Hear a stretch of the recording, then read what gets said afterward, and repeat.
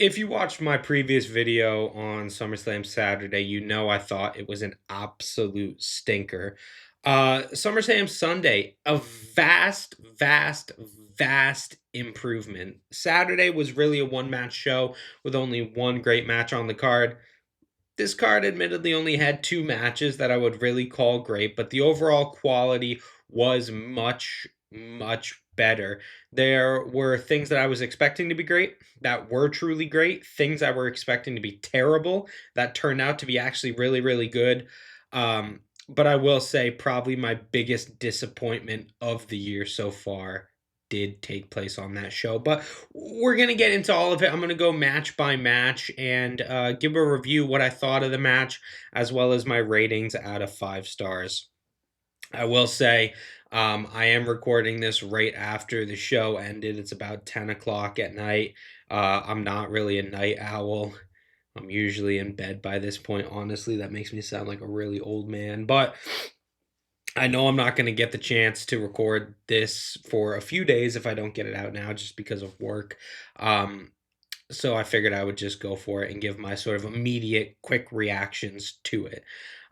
So let me know what you guys think down in the comments below. If I'm, completely off base with some of my takes and maybe I'm just rambling and shambolic just because I'm overly tired.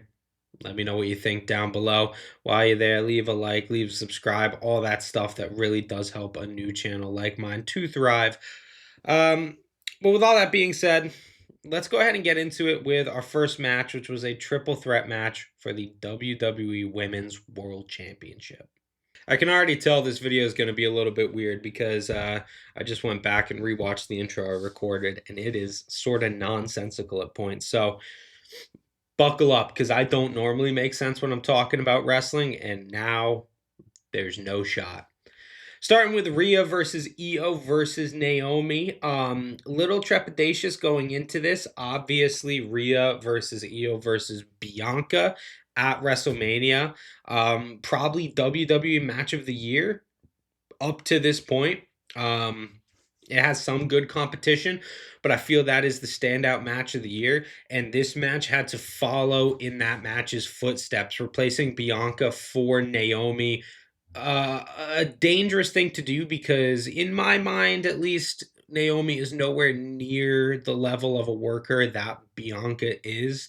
Um, and going into this match, I feel like that was the perception of her, that this was going to be the Rhea and IYO show, and hopefully Naomi could keep up and not drag the match down. And I feel like it was always destined to be criticized and over evaluated based on comparisons to the match at WrestleMania. So going into it, I had a lot stacked up against it. And do I think that it lived up to expectations? I think it knocked it out of the park. I think this was an absolutely phenomenal match. I don't think it was on the level of the match at WrestleMania, but it was pretty much right there. I felt like in terms of action, it wasn't as good, but in terms of story, it was better. Um, the story of the match essentially is Rhea and IYO are upset at Naomi for intervening and ending their match at Evolution. So they want to eliminate her from the match so they can have their singles match and finally determine who is the better wrestler between the two of them. And Naomi is doing this really clever thing in the match where she's constantly evolving her style to get the upper hand. At the beginning, she tried to sort of eliminate herself to be a non-factor by just standing on the outside, but the other two sort of forced her to get into the match. So she just picked them apart very effectively. Not necessarily overpowering either of them, but just very cleverly knocking one person out of the match to give her enough time to work over another person. So that way, when, say, she takes out IYO, so she's working over Rhea, that way, when IYO's ready enough to come back into the match, Rhea's a non factor, so she can focus and dominate IYO. And she was just really being presented as this smart champion, isolating each member of the match back and forth to constantly keep the momentum in her favor. And when that stopped working, when Rhea and Io sort of got on the same page to double team her, she more went for incorporating herself into sequences with Rhea and Io and sort of created a normal triple threat match. And when she was sort of being outclassed in that regard, she actually almost got pinned once by Rhea, which initially I didn't like, but now thinking back on it, I sort of do. That Rhea hit the riptide, almost pinned her, but Io broke it up. I thought at the time it made Naomi look a little bit weak, but now I'm sort of seeing it as the spot where her mentality once again shifted. Now she's saying, okay, I can't really keep up with Rhea and Io. If we are just going move for move, they're going to beat me. So I now have to be a little bit craftier and pick my spot within the match. And she did that. When Rhea hit a riptide on Io, she came in and rolled up Rhea for the win, both presenting her as a really smart champion, as well as once again denying Rhea the opportunity to beat Io Sky.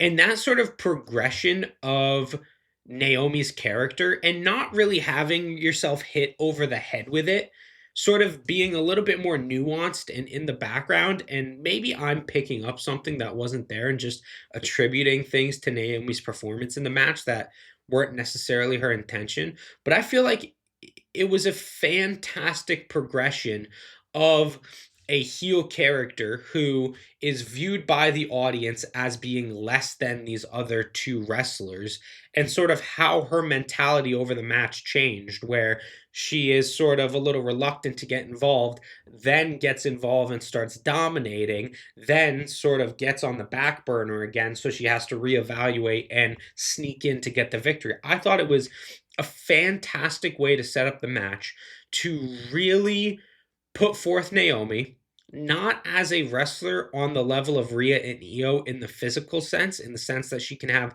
great matches or she's uber strong, uber athletic, very technical like these other two, but more she won this match because of her intelligence, much in the same way that she won the championship in the first place by cashing in at the exact opportune time at a time when nobody thought she was going to cash in.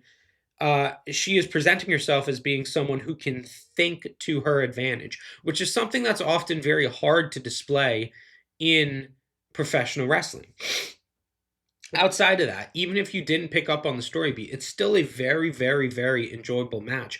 Great action throughout. Like I said, not quite to the level of the Mania triple threat, but really right about there. Really good stuff throughout. And normally, Rhea in triple threats can be a little bit cartoonish. Io, when she's selling, can be a little bit cartoony. And Naomi in general can be a little bit sloppy. None of that was really present in this match. I thought the action was tight and stiff throughout. I thought all of the spots were really well integrated together. This was probably the best agenting match on the card. I was just such a huge fan of this match. In terms of action, probably like 4.5 stars, 4.25 stars. But I love Naomi's character arc so much in the match. And I felt it was such a brilliant way to display her character, a character that I don't really like, but I was such a big fan of on the night here that I had to hold my hands up and go, that was awesome. And based on her performance tonight, yeah, she does deserve to be champion. So I gave it 4.75 stars. That that seems a little bit high based on what I'm seeing online on Cage Match right now. Granted, it's literally like 15 minutes after the pay-per-view ended at this point. It's got an 8.0 rating, which I feel like is a little bit low. I feel like it should be up closer to 9. I was thoroughly impressed by this match. Um I was really on it the entire time, engaged the whole time, not going on my phone. They held my investment the entire time. And I was really impressed by the craftsmanship that went into this match to really display all three characters and make Naomi look like a credible champion, like I don't necessarily know they've done yet in the reign. So I love the match. One of my favorite WWE matches of the year so far. Not as good as the women's triple threat at Mania, but pretty much just below that. 4.75 out of 5 stars. Next was a TLC match, and I had no idea this was going to be on the card. This was probably announced on Friday Night SmackDown. So when they said this was a TLC match for the championships, I really had no idea who was going to be in it. But when I saw Street Profits come out, then DIY, then Motor City, I got really excited because I feel like, oh, they're doing a four-way TLC match with the three teams from the TLC match that got such rave reviews earlier this year, but now adding in the Wyatt Six. So I was really excited for that. And then Fraxium came out. And then Andrade and Phoenix came out. And I was like, oh no. They're just throwing everyone in here, and it's going to be way, way, way too much. I could envision what this match was going to be before it even happened. It was just going to be spots throughout and constantly moving action in a way that I don't really like. I don't like ladder matches, and the incorporation of tables and chairs does do a little bit to get me into it a little bit more, but generally, I just don't like these kinds of stipulations. So going into this match, I was a little bit on the back foot, and I was saying, okay, you're gonna throw all of these people in here in a stipulation that doesn't really make sense for the stakes because it's the tag titles and WWE doesn't treat the tag titles right, so now they're putting themselves through hell for it. There's sort of a dissonance there. So I sat on my couch watching this and went, okay, go ahead. Impress me. Impress me like you did earlier this year in the TLC match.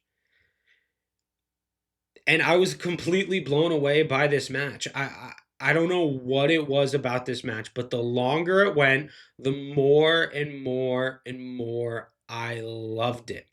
And the things that normally would annoy me about this match, like, outside interference from Uncle Howdy and Eric Rowan and Nikki Cross, and some of the more contrived spots where you're setting up ladder bridges and you got double table stacks, that stuff that would normally bug me didn't really, it didn't hamper my enjoyment of the match at all because I was so on the hook. And the action in it was just, it was just a spot fest. It was just spot to spot to spot to spot. And when you have six teams in there, that's okay. It doesn't erode your believability like, some criticisms of like PWG party matches, how people say, well, there's no selling, it's just all spots. In a match like this it works because there's so many people in there, and if they can effectively incorporate spots throughout which are effectively, like, they look painful and they look hard hitting, but also sort of keep the action moving at a pace that really holds the audience investment, you can have a really good match. And I felt like they had a fantastic match here. I'm not going to go through individual spots because we'd be here all night. I'll say DIY took some headers through some tables that looked absolutely brutal. Candice LeRae took a crazy bump falling out of the ring onto a ladder. Onto like a ladder bridge. I literally popped up off of my sofa when I saw that, and my mouth was like a gape. I was like, "Oh my god, that was awesome!" And it was so unexpected too. I really liked it. I liked everything in this match. I can't give it 5 stars because it is a ladder match and it has those sort of people waiting to grab the brief or the belts. There was one egregious one with Montez Ford being up there for like 30 seconds alone. So there were some things where I was just like, oh, okay, okay. You're no, I'm fine. I'm not out of it. It's a little minor tweak, but a little minor critique, but it didn't remove my investment. So I can't give it 5 stars for that reason. The same reason I didn't give the TLC earlier this year 5 stars. But I honestly think it is on the level of the TLC from SmackDown. And I don't think it'll be as well reviewed.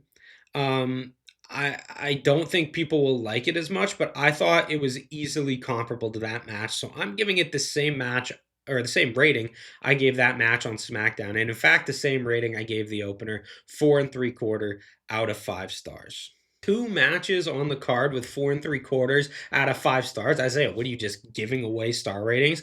Are you Meltzer just throwing out 5 star ratings to any match that is even remotely good? No, I'm not, because I am going to be so crazily heavily critical of this next match, which was Becky Lynch versus Lyra Valkyria for the Women's Intercontinental Championship in a not a street fight, but it was like no DQ and no count out, which is a street fight essentially.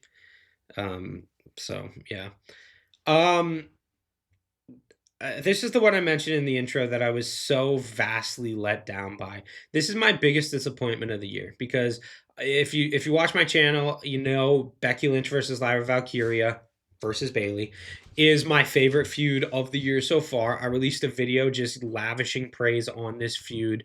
Um, I think I did that after Evolution, after the triple threat match, which I absolutely loved. One of my favorite matches of the year so far.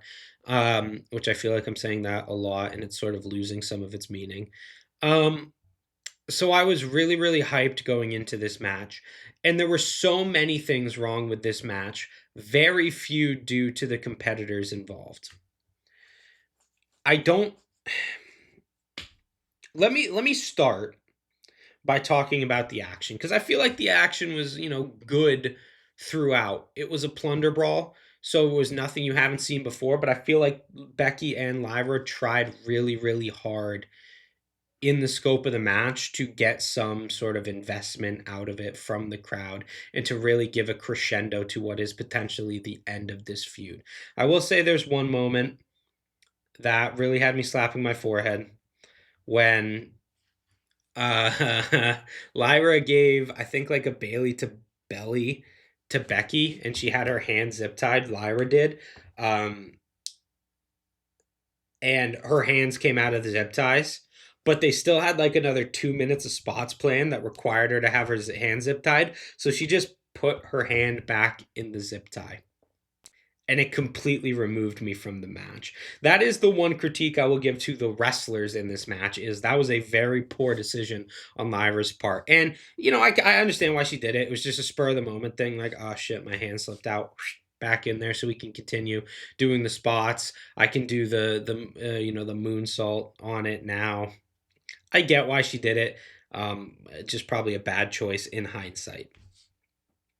Let's put all that to one side. Let's put the action to one side and let's look at the booking and the agenting of this match. And I can never say that word properly. Agenting. Can never say it properly, but you guys get what I'm going for, hopefully. There were so many things wrong with the booking of this match. Firstly, it was essentially a street fight on a show with 4 street fights on it. The TLC match, this match, Solo Sikoa versus Jacob Fatu in a steel cage, and Cody Rhodes versus John Cena in a street fight. Going into the night, before they announced the TLC, when it was just the 3 stipulation matches, I went, that's too many stipulations. That's not going to work on the night. One of the matches is really, really, really going to suffer as a result of having that much plunder brawl on your show. This was the match that suffered, especially coming straight off of TLC, where you got some absolutely insane spots. This match just couldn't even remotely live up. Like when they went to take out tables and they were like, we got tables. Crowd come up for it. Like we just seen 10 table spots that's hyperbolic, but you understand what I mean. We just saw a ton of table spots in the last match, all of them better than what you're going to do here. So that didn't work. And also the crowd was really tired after that TLC match. They weren't really coming up in the spots that they were supposed to be coming up in this match, like they did for the first 2 matches and like they did for the main event, because they were sort of either tired or reserving their energy. And it really had a detrimental effect to this match because on the big spots they just didn't really get the pops they were supposed to. And plunder brawls like this live and breathe off of pops. So that wasn't good. What else did I not like about this match? I didn't like it being a plunder brawl to start with. I feel like having that sort of generic end to what's been a great feud, and the physicality they've shown throughout the feud has always been the thing that really cemented it as being the best feud of the year. And now just going to generic weapons brawl takes out the best part of the feud. It it didn't work. Like when Lyra versus Becky worked in the past, it's because their offense was snug and hard hitting and almost in a brawling style. So this match would have been better as like a false count anywhere, that where they were brawling on the outside, maybe brawling through the crowd, just doing a lot of heavy, stiff strikes. And we didn't get that. We got kendo sticks, we got chairs, we got a toolbox, we got a chain, we got zip ties, just sort of like stuff you've all seen before, and nothing that really informed how much these two women should hate each other at this point. Because you see a plunder brawl every single week on North American television, whether it's WWE, AEW, if you watch TNA, if you watch Ring of Honor, there's a plunder brawl every single week. So you can't really effectively display hatred through just some really boring generic spots. Like if you look at Drew McIntyre versus CM Punk from Hell in a Cell Bad Blood last year, that's how you effectively have a plunder brawl. But and really put over the animosity that exists between two people. And this match just didn't really do it. Also, it was too long. Um, that's been my criticism for a lot of matches over the weekend, and it will be for a match a little bit later down the line. It was 25 minutes, too long. Didn't need to be anywhere close to that. I really want wrestling to learn the lesson that longer does not equal better. The best match of the year so far, Tony Storm versus Mariah May from AEW Revolution, was 12 minutes long. Like, don't put them in there for a long time if you don't really have an adequate story to tell with them. And I feel like this match didn't. So I didn't like it because of its placement on the card, because of the over reliance of plunder brawls on this card, because of its taking away the best aspect of the feud up to this point and injecting it with just sort of some generic weapon schlock. I just feel like it was a misfire on so many different levels. And the stuff they were going for in the match did work at a lot of points, but just the booking was so terrible that it couldn't really get out of third gear. The crowd wasn't into it because they were tired from the previous two matches. I wasn't into it because it wasn't what I was expecting out of this match. It wasn't what has made the feud great up to this point.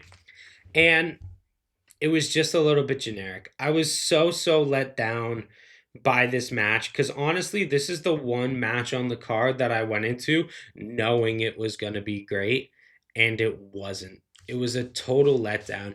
And for what has been my feud of the year, if this is the last step on it, I'm really disappointed by it. And I am probably crapping on this match too much. Like if other people watch this match, they would probably go, "Ah, you know, it's fine. Like let's do a cage match." It's a 6.88. That's not great. That's honestly not great. It was like a 7.5 when I was looking earlier. So other people didn't really love it like I did. Yeah, just a lot wrong with the agenting and booking of the match that I feel really let down the story and what made it great beforehand. And I'm getting a little bit repetitive at this point as to why I didn't like it. But I think that is just because I wanted to love it so bad, and I'm sort of heartbroken's not the right word because that's overemphasizing it. I'm really let down by this match in it due in no part to the competitors involved. I give it 2.5 stars, which isn't like, a terrible rating because it wasn't a terrible match, but it was nowhere to the quality of what it should have been. based on what we've gotten, the greatness we've gotten out of these two so far at Backlash and Money in the Bank this year. The biggest disappointment of the weekend and maybe of the year so far. I can tell it's getting late because that last little segment, me talking about Becky versus Lyra, was 10 minutes. And for me complaining about the match going too long, that was too long to be talking about that match. So I'm gonna quick fire through these next two matches because honestly I don't have a lot to say about them. So I can get on to the main event. You guys can get on real lives, and I can go to bed. Jacob Fatu versus Solo Sikoa in a steel cage. Whatever. It was okay.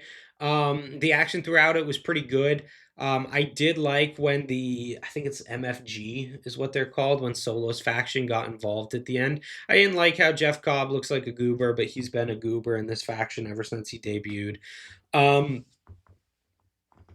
Yeah, it was boring at the start when Solo was sort of working over Jacob Fatu. I did like Solo's character in this match, how he came in thinking he was all tough, and whether that was him genuinely thinking he's awesome because he's beat down Jacob on the past couple shows, or whether it was fake bravado to try to get inside Jacob's head. And seeing that chipped away and dissolved out over the course of the match to where at the end he's like clawing his way to get out the door away from Jacob. I thought that was a lot of fun. That was definitely the highlight of the match. The action wasn't great throughout. It was just sort of generic steel cage, like throw someone into a wall and hit some big moves.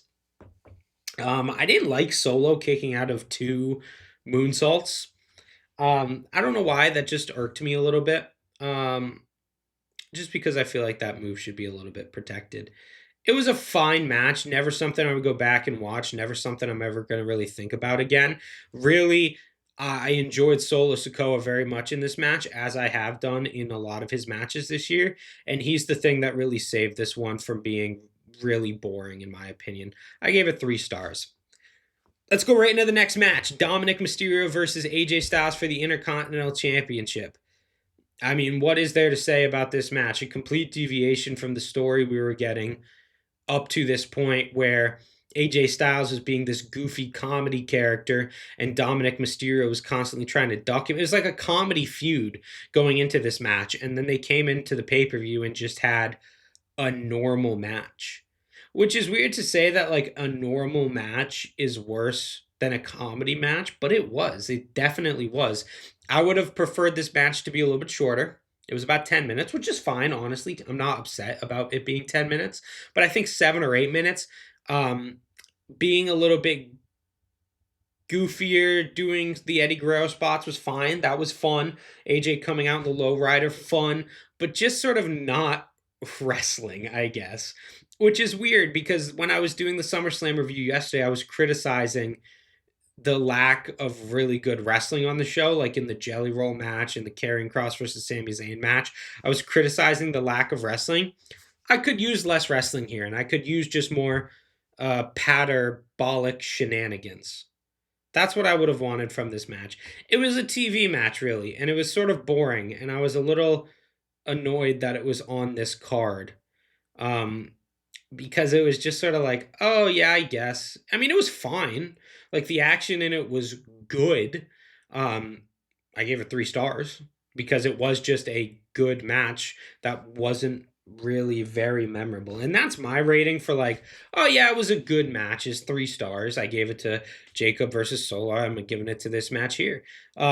Whereas like, but I feel like they could have done better, I guess is my point. I feel like they could have had a really, really fun comedy match if they chose to go down that avenue, which the story preceding it would lead you to believe they would.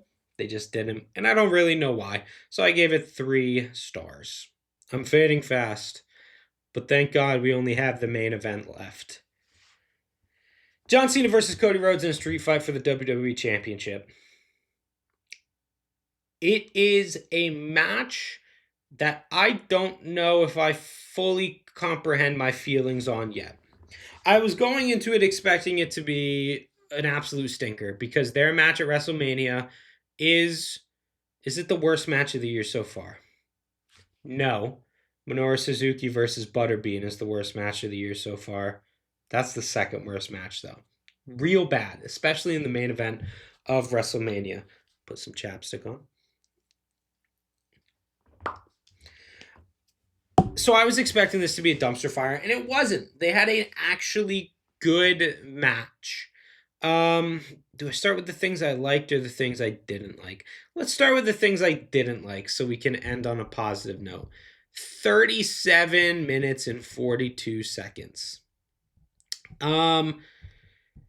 Is that a good thing or a bad thing? You see, I'm not sure because I don't normally love matches that aren't, these extreme work rate matches to go that long. But I will say I was really invested in this match throughout its runtime. I was never bored checking my phone, just generally not being involved. They had me on the hook for pretty much the entire thing, which was impressive because I went into this match really not wanting to see it. So the runtime I think was actually okay now thinking about it. It got into parody towards the end. I don't know what their intention was with booking the match this way, both on the part of management and on the part of the wrestlers. But Cena hit like 40 AAs in this match, and Cody hit about 200 crossroads. I counted. That's the actual correct number of how many were in this match. It got farcical towards the end, where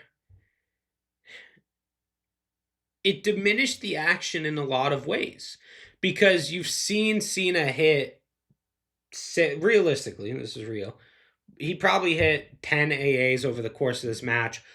One off the top rope, one off the top rope through a table, one on the ramp, to the point where as he was hitting AAs, you just went, I know this isn't the finish to the match. And that's also because they came in points in the match where you could just tell it wasn't the natural conclusion to the momentum that they were building. So you couldn't even really bite on the near falls of a finisher kick out.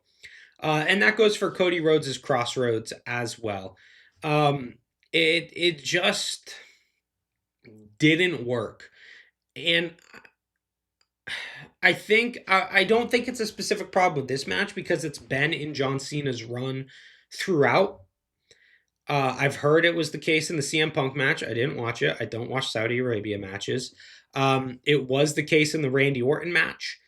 I think just because he can't really inject drama into his matches through physicality because he doesn't have that. Well, he never did have that really, but he doesn't really have that ability anymore. That he just does finisher spamming as a result, and like in the past, he's been doing like ref bumps and run-ins and stuff like that. But I didn't love it. Uh-oh, my throat's getting scratchy. That's not good. I didn't love it. I thought it got to be too much to the point where I was watching a cartoon rather than a wrestling match. And that's never good when that happens. So I didn't like that. And thinking on it now, I do think it was too long.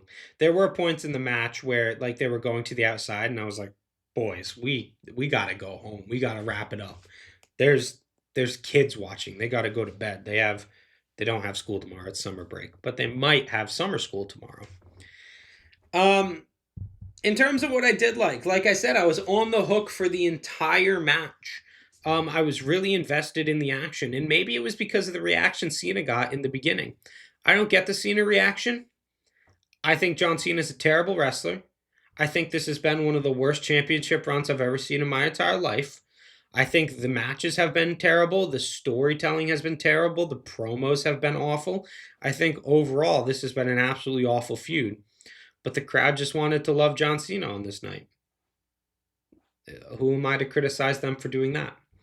I didn't really feel like the story was logical going into it, of John Cena just sort of turning babyface because he wanted to. There was no real incentive for him to turn babyface.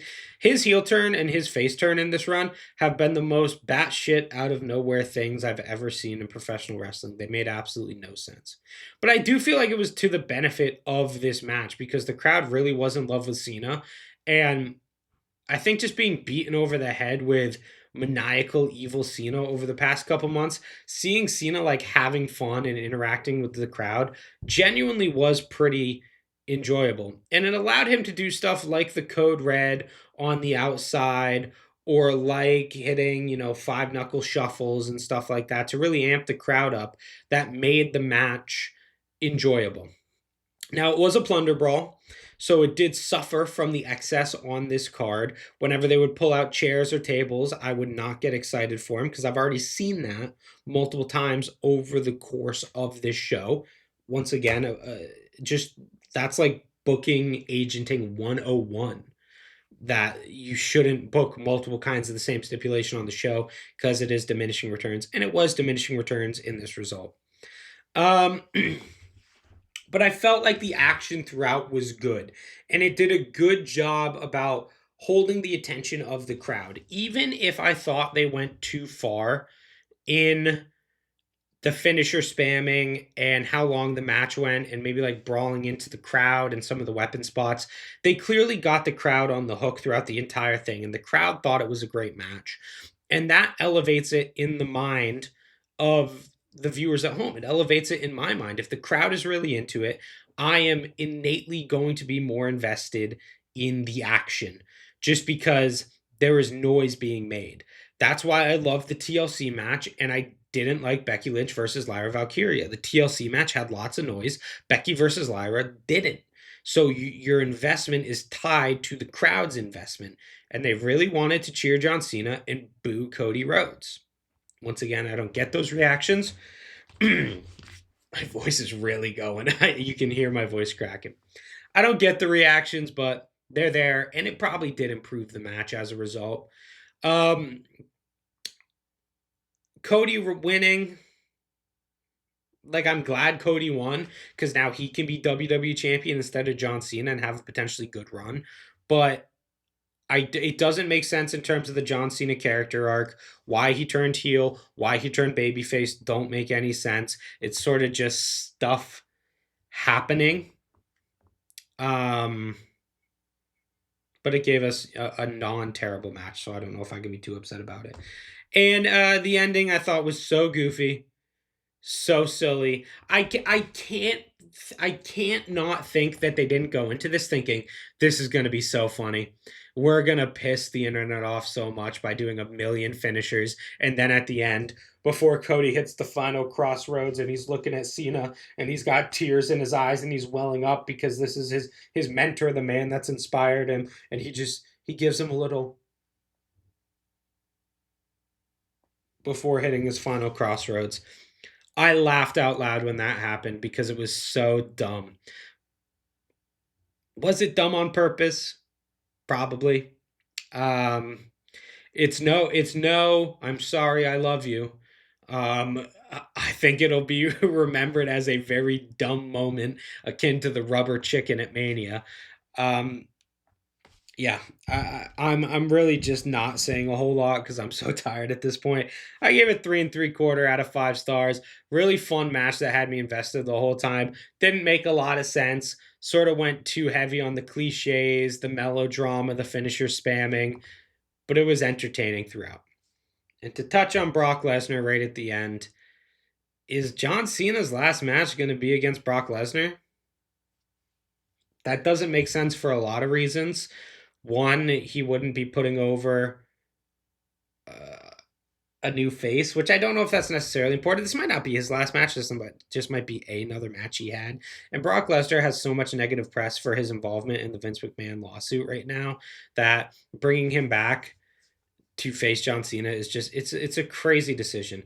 I don't have the mental capacity right now to fully think through that decision, so I think I'm. Oh, fuck, dude. I just punched my table really hard. I'm going to make another video in the future because I do not have the mental capacity, obviously, to discuss that right now. This is probably the worst video I've ever made. It made no sense, and I was just talking at you guys and not giving you a lot of good critical analysis. Um, I probably should have just waited to record this video, but like I said, I wanted to get it out early because I know I'm not going to be able to record it for a few days. So I apologize that it sucks, especially if you're watching this channel for the first time. If you're a first time viewer of this channel, there is no way you made it to this point in the video. Absolutely no way you made it to this point because I'm sure the quality of commentary in this video was so dog shit that you clicked off during the first match. If you did stick it through the end, you're my best friend and I love you. Thank you guys very much for watching. I have absolutely no idea what I talked about in this video. I'm very tired, and I apologize that this video is terrible, but I think I expressed some of my main points on the card, why I loved certain things, why I didn't love other things. Let me know what you guys thought down in the comments below. Let me know if you want to see a video in the future about John Cena versus Brock Lesnar and where the hell I think they're going with that, which is probably nowhere good. And, while you're down there, leave a like, subscribe, all that good stuff really helps me to sort of get out there a little bit more because I have like 12 subscribers right now. Not 12, like 40. But it helps me to get some more eyes on the channel, and I appreciate everything you guys do for these videos, with the views, with the likes, with the subscriptions. It really does mean a lot to me when I get to just log on to my YouTube channel. And even if I see like 8 views and 1 like on a video, it brings a big smile to my face knowing that someone out there is watching and someone might enjoy the content in some way. No one's going to enjoy this video. I can tell you that right now. Worst dog shit video I've ever made in my entire life. If you stuck through, you're a real one. Thank you very much. I have been Isaiah from Hot Tag Wrestling. I have no idea what this video is. If you decide to watch in the future, thank you so much, and I'll see you next time.